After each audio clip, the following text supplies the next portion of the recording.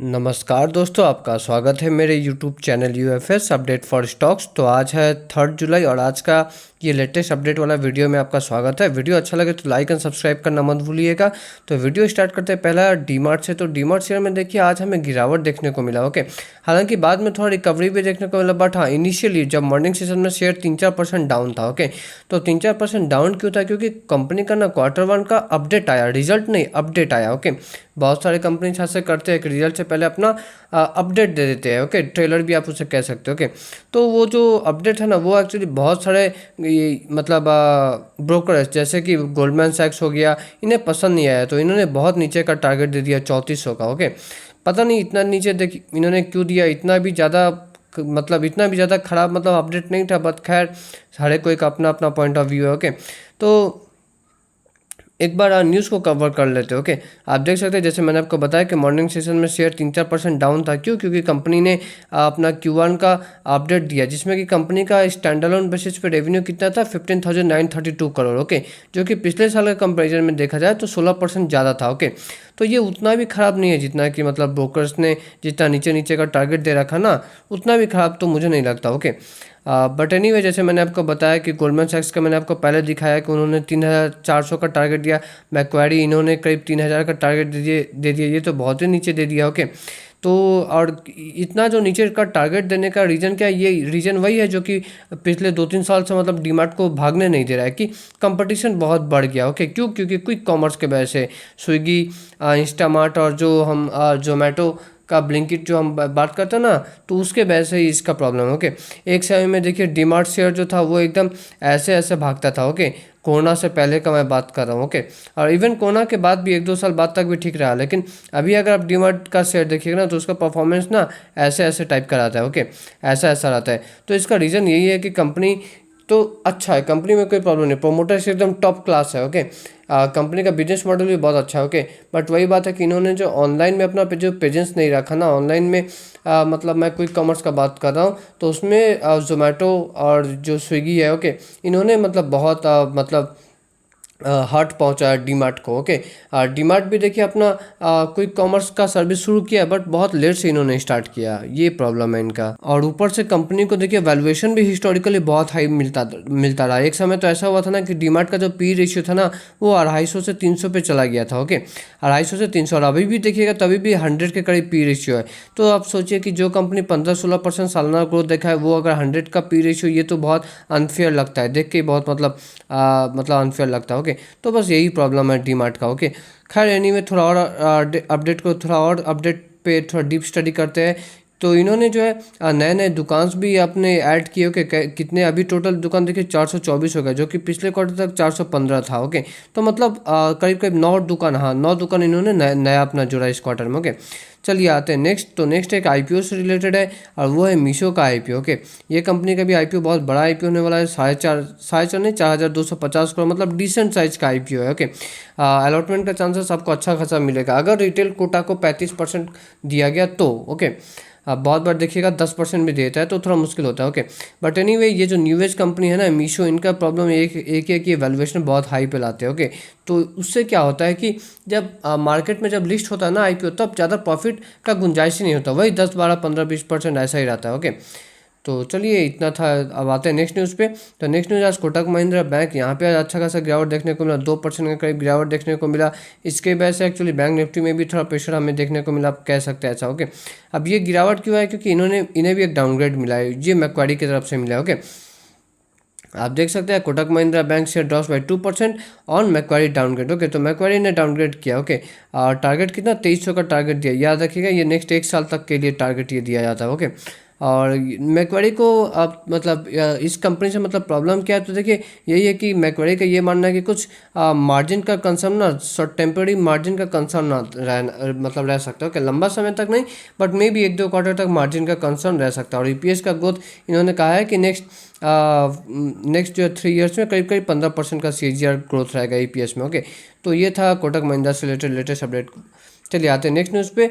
तो ये है इंडियन ई कॉमर्स के बारे में। ओके, मैं थोड़ा डिटेल्स में कवर करूँगा, तो आपको अगर स्किप करना है तो आप स्किप कर सकते हैं, वरना आप सुन लीजिए कुछ अच्छा डिटेल्स। ओके, तो नेक्स्ट देखिए, हमारे जो यहाँ पे हमारा इंडिया को जो क्विक कॉमर्स कंपनीज हैं, जैसे कि स्विगी का इंस्टामार्ट हो गया, जोमेटो का आपका ब्लिंकिट हो गया, ये बहुत परफॉर्म अच्छा कर रहे हैं। ओके, बट उसी जगह पे चाइनीज़ वाले अच्छा नहीं कर रहे। चाइना में कुछ प्रॉब्लम है, क्या प्रॉब्लम है देख सकते हैं, और क्या इंडिया में भी फ्यूचर में ये प्रॉब्लम आ सकता है, तो एक बार समझ लेते हैं। ओके, देखिए जून महीने में ना स्विगी जो शेयर है ना वो करीब करीब 20% ऊपर भागा था। ओके, और जो इटरनल मतलब जोमेटो शेयर था वो करीब 11% ऊपर भागा था। ओके, क्यों? क्योंकि अभी इनका बिजनेस बहुत अच्छा चल रहा है, मैं बोलूँ। ओके, लेकिन एक बार चाइनीज स्टॉक मार्केट का देखें, the rally contrast with the Chinese food delivery sector. Okay, हाँ, Chinese food delivery sector, sorry, इनका एक बार देखिए यहाँ पे क्या हो रहा है, यहाँ पे इंटेंस प्राइस वार हो रहा है। मतलब यहाँ पे क्या होना है, बहुत सारे कंपनीज है। ओके, उनके बीच में क्या होना है, बहुत ज़्यादा कंपटीशन हो गया। ओके, यही चीज़ हो रहा है। ओके, जैसे आपने देखा होगा कि पेंट इंडस्ट्री एक समय बहुत अच्छा चला था, बट जैसे आदित्य बिरला ग्रुप ने एंट्री मारा, बिरला आपस, आपने देखा एशियन पेंट, बर्जर पेंट्स का हालत ख़राब हो गया। ओके, तो ऐसा ही कुछ मतलब चाइना में भी हुआ है। अब चीज़ क्या ना कि फ्यूचर में भी देखिए इंडिया में भी ऐसा हो सकता है, क्योंकि ये जो क्विक कॉमर्स है ना, ये तो बहुत फास्ट ग्रोथ वाला सेक्टर है। अब कौन नहीं चाहता कि हम भी फास्ट ग्रो वाला सेक्टर में जाके हम भी अपना मतलब कुछ मतलब बिजनेस बनाए। देखिए जियो मार्ट भी घुस रहा है, आपको आस्ते आस्ते पता होगा। आई थिंक 2-3 सप्ताह पहले न्यूज़ आया था कि रैपिडो भी जो है वो भी क्विक कॉमर्स सेक्टर में ढुक रहा है। और रैपिडो ने तो बहुत अच्छा किया, उन्होंने एक्चुअली जितना जोमेटो स्विगी फीस चार्ज करते हैं ना, उससे आधा फीस ही लेना शुरू किया, ताकि वो मार्केट शेयर गेन कर सके। तो अगर आपके पास जोमेटो स्विगी है तो थोड़ा अलर्ट हो जाइएगा, ठीक है। मैं ये नहीं बोल रहा हूँ कल जाके सब बेच दीजिए, बट हाँ ट्रेंड्स को थोड़ा फॉलो करिए। ओके, थोड़ा न्यूज़ को जो है वो फॉलो करिए। ओके, चलिए आते हैं नेक्स्ट न्यूज़ पे। तो ये है ड्रीम फॉक्स की तरफ से, तो यहाँ पे शेयर में एक बार फिर से गिरावट देखने को मिला। ओके, अगर आप चाहते तो मैं एक डिटेल्स में वीडियो कवर कर दूंगा आज रात को ही। ओके, ड्रीम फॉक्स से रिलेटेड। ओके, तो इस वीडियो में भी जस्ट मैंने शॉर्ट में जस्ट प्राइस आपको दिखा दिया। ओके, इससे रिलेटेड बहुत अपडेट है, मैं बाद में आपको एक वीडियो में दे दूंगा अपडेट। आते हैं नेक्स्ट न्यूज़ पे। तो नेक्स्ट न्यूज़ देख के आपको एक्चुअली बहुत मतलब अच्छा लगेगा कि एक देखिए स्मॉल कैप कंपनी जिसका नाम है इन्वायरो इंफ्रा इंजीनियर्स। ओके, 4000 करोड़ का करीब मार्केट कैप है।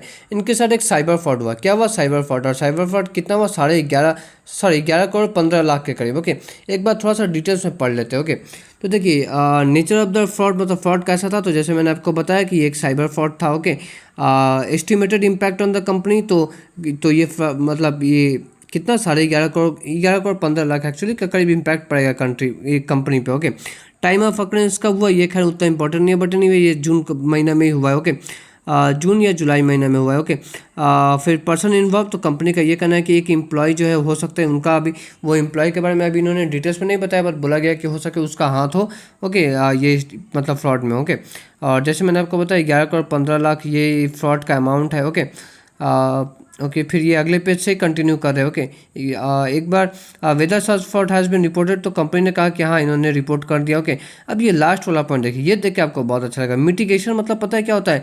जब कुछ खराब चीज़ हुआ तो उसका इफेक्ट को कम करने की कोशिश करना, इसी को हम कहते हैं मिटिगेशन। ओके, तो देखिए to compensate for the loss, मतलब जो लॉस हुआ है उसको मतलब भरपाई करने के लिए। Okay, arising from the set cyber fraud. Okay, हाँ मैं साफ कर देता हूँ तब आपको दिखेगा। Okay, to compensate for the loss rising from the set cyber fraud, the executive directors of the company, okay, that is the chairman and the whole time director, तो कंपनी के जो चेयरमैन और जो होल टाइम डायरेक्टर है, okay, उन्होंने ये कहा है वॉलंटरी, मतलब अपने मन से कहा है कि वो अपने जो सैलरीज है वो अभी के लिए नहीं लेंगे। ओके, जब तक के लिए कि ये पैसा कंपनसेट ना हो जाए। तो ये बहुत अच्छा चीज़ मुझे लगा कि वो जो है जो कंपनी का एक मिनट, हाँ, तो होल टाइम डायरेक्टर जो कंपनी का और चेयरमैन जो है वो उन्होंने कह दिया कि हम कंपनी से अभी सैलरी नहीं लेंगे, क्योंकि कंपनी के साथ थोड़ा प्रॉब्लम हुआ। ओके, ये मुझे बहुत अच्छा जेस्चर लगा मैनेजमेंट का। ओके, चलिए आते हैं नेक्स्ट न्यूज़ पे। तो FII का डेटा, तो FII ने आज फिर से माल बेचा। इस सप्ताह स्टार्टिंग से वो माल ही बेच रहे हो। ओके, अब जैसे मैंने आई थिंक कल परसों भी मैंने कहा था कि अगर FII माल बेचते रहे तो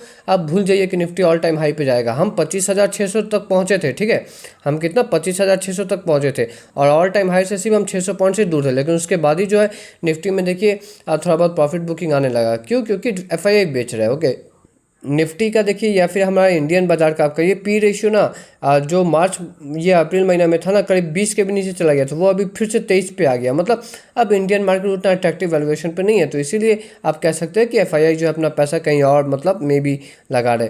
आते हैं नेक्स्ट न्यूज़ पे। तो बजाज हाउसिंग फाइनेंस, तो इनका Q1 का अपडेट आ गया है। तो इनका डिसबर्समेंट मतलब जो लोन बांटा गया वो कितना 12% करीब बढ़ गया, और एसेट अंडर मैनेजमेंट वो करीब 1.2 लाख करोड़ पहुँच गया। ओके, अच्छी कंपनी ये, अगर आपने कम भाव पे 110 120 पे खरीदा होगा तब आपका बाइंग प्राइस बहुत अच्छा है। और जिन्होंने 180 170 पे खरीद के रखा होगा उनको तो देखिए प्रॉब्लम होगा। ओके, तो जैसे मैंने आपको बताया कि कंपनी का जो टोटल जो डिसबर्समेंट मतलब जो लोन दिया गया वो कितना 22% बढ़ के 14,640 करोड़ है, जो कि पिछले साल जो इसी क्वार्टर में 12,000 करोड़ का था। ओके, चलिए आते हैं नेक्स्ट न्यूज़।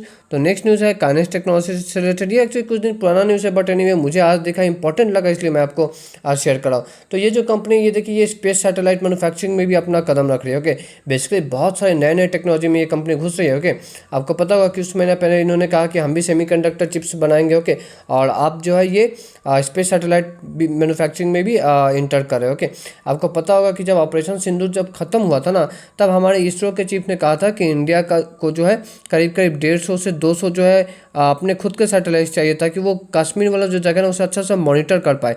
तो अपना डोमेस्टिकली कंपनी जो सब अपना खुद का कंट्री का कंपनी है ना, जो सब हमारे लोकल कंपनी है वो सब अगर सैटेलाइट्स मैन्युफैक्चर करे तो बेशक बहुत अच्छा होगा, कंट्री के सिक्योरिटी के लिए भी अच्छा होगा और ये सब जो कंपनी है इनका अपना रेवेन्यू ग्रोथ भी अच्छा रहेगा। ओके, तो इस वीडियो में इतना ही दोस्तों। वीडियो अच्छा लगे तो लाइक एंड सब्सक्राइब करना मत भूलिएगा। मैं आपके लिए हमेशा ऐसा वीडियो लेते आता हूँ। मिलते हैं नेक्स्ट वीडियो में।